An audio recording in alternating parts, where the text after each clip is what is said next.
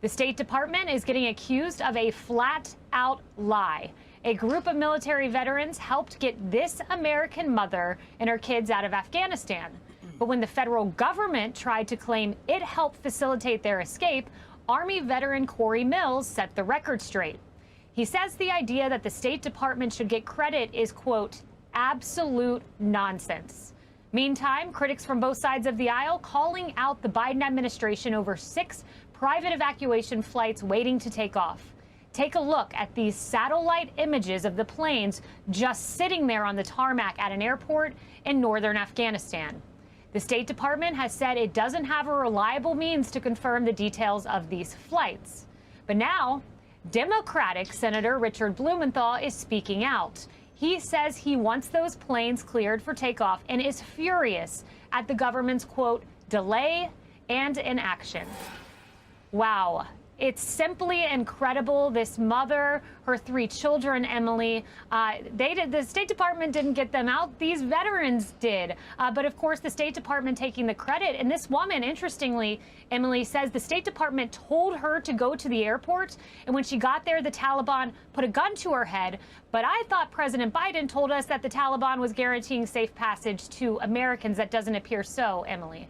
This story is so disheartening on multiple levels, Kaylee. For that reason, exactly, at every moment, at every juncture, we have nothing but lies coming out of the Biden administration. And I thought, actually, Texas Congressman Ronnie Jackson put it quite well. He said, the only thing the Biden administration seems to be good at is patting itself on the back for a job horribly done. As he points out, my constituents were left behind. And then when veterans got these guys out, now the Biden administration lies about its role in evacuating them. And here's the thing, Kaylee. Let's take Sacramento, for example, which has the largest Afghan population in the United States. There, almost 30 children are still stranded in Afghanistan, and the congressman that has been working with the school district to get them back and forth, to get them out, they've received nothing but radio silence from the Department of Defense and the State Department. That is what is so disheartening on top of all of this. On top of the lies is the utter radio silence from this administration in working with all of the nonprofits and the congressmen and the veterans who are trying to get these Americans out. One of the mothers of the children there, she is a mother of 3. She tweeted out, she texted someone in the United States saying, look, we ran away from the gate. The situation is very scary, to your anecdote you led with, Kaylee. She said the kids are crying because of the firing. She said, I totally lost my mind, sir. I saw my death. That is what these Americans are facing. And keep in mind as well, that's just Sacramento. There's 2 other school districts who also have almost 30 children that are left behind. But veterans say, by the way, that 100 to 200 number, as continues to be repeated by the Biden administration, is false. It's an undercount because it doesn't include the green card holders and so many more that are tax-paying people that are counted by this administration for other things when it serves their purpose. But here they are just being left behind and then lied about. Absolutely. And the Associated Press reporting, as you just noted, that number could be higher than 100 stranded Americans. Daryl Issa estimating it could be anywhere near 500. So many times the number the federal government is telling us, we know the federal government cannot be trusted. They've broken so many of their promises on Afghanistan. And what was interesting to me, Julie, is this mother who was stranded. She talks about the Taliban putting a gun to her head. She talks about the State Department telling her to go to the airport. It sounded so much like this interview. I want to play a clip from another stranded pregnant American in Afghanistan. We'll play the clip now. They told us, go to a certain location, you will be picked up. And this is from the State Department. You will get picked up. Go there. And it was in the middle of the road across the airport. So we went there, waited an extra 12 to 13 hours with no food, no water, got a gun pointed to my head. Our troops were literally at the gate, just waiting for us to continue walking. And they had blocked us. And there was a time where, I went past them and I started walking as fast as I can. And they started shooting right by my leg and told me to come back or they would shoot me. Wow. Julie. I mean, for the State Department to release a statement, first of all, and I want to quote this because I have a comment regarding their statement and what it actually reads. Embassy officials greeted the Americans once they had crossed the border. That says it all. embassy officials and the State Department got involved once the difficult job was done. Why did they not help them once they were actually in harm's way?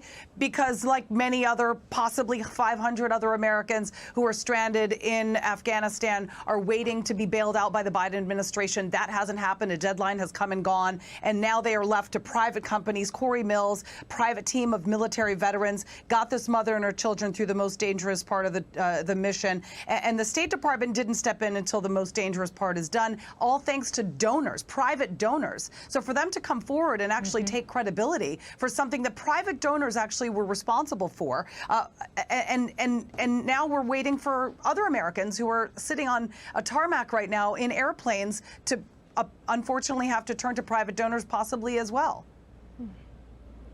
Right, exactly. Those stranded airplanes, we have the satellite imagery. We'll pop it up there, Tommy.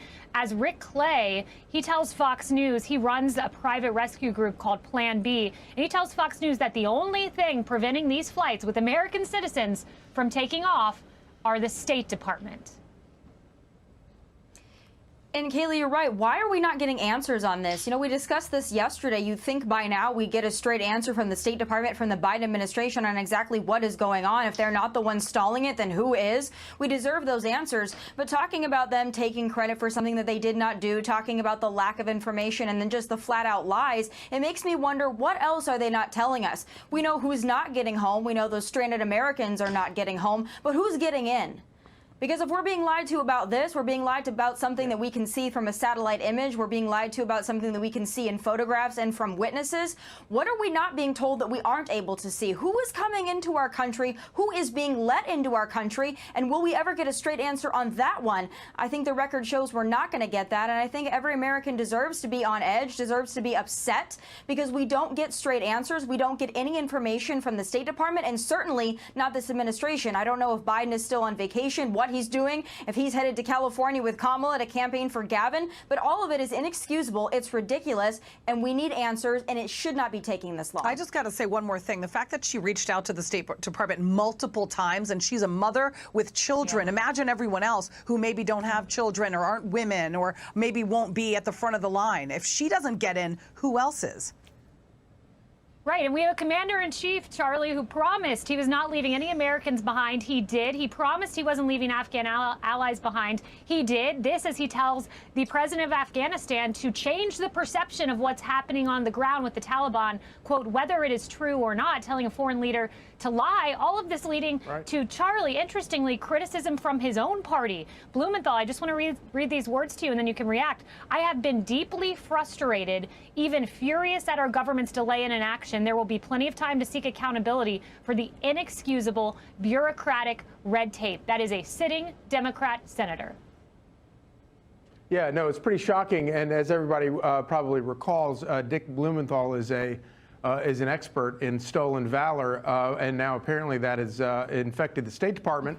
But this whole thing is just, it's the most federal government, Joe Biden. It's the perfect story that sums up the entire administration. You have a problem that is entirely created by the federal government. They attempt to fix it, or say they attempt to fix it. They completely fail to fix it. They only make it worse. And then they can't clean up the mess. And then somebody else comes along and cleans up their despicable mess. And then the federal government bureaucrats in the State Department decide to come along, standing along the border where everything is safe and easy, and they try to take credit for all of it. It's a perfect example of the Biden administration. It's a perfect example of the federal government. And I think that, and some of you all have noted this, and I think it's the most important thing, let's not forget, the federal government has overseen 140,000 evacuations out of Afghanistan since the summer. And what we do know, and we don't know who those people are. We find out that they've been put all over the country in military bases. We still don't know who they are. We don't have a process for vetting them. And it's going to be very difficult to vet them because, of course, there's a completely collapsed government back in Afghanistan. But what we do know is there are all these Americans that weren't among that 140,000 people. And we also hear from a lot of our brave soldiers and troops who fought in Afghanistan, who still talk to U.S. allies in Afghanistan. We know the 140,000 doesn't include a lot of them either. So who are these people, and how did the federal government manage, how did the Biden administration manage to prioritize all of these people, we don't know who they are, over these other people, such as these American citizens that other people, volunteered to go in and risk their lives to get out? It's a debacle that, if it weren't so tragic, we would be sitting around laughing hysterically over what bumbling idiots these people are. Yeah, and it all comes back to where we began. An American mother of 3 could not get on an evacuation flight, could not get on a private charter flight, had to flee by foot across the Afghan border with the help of not the State Department, no, with the help of retired military. Wow, what a tragic mess this actually is. Hi, everyone. I'm Brian Kilmeade. I want you to do me a favor. I want you to click to subscribe to the Fox News YouTube page. This is the only way that I know for sure that you're not going to miss any great commentary, any great news bites, any great interviews coming your way on Fox. You can get it all here on YouTube. So subscribe right now.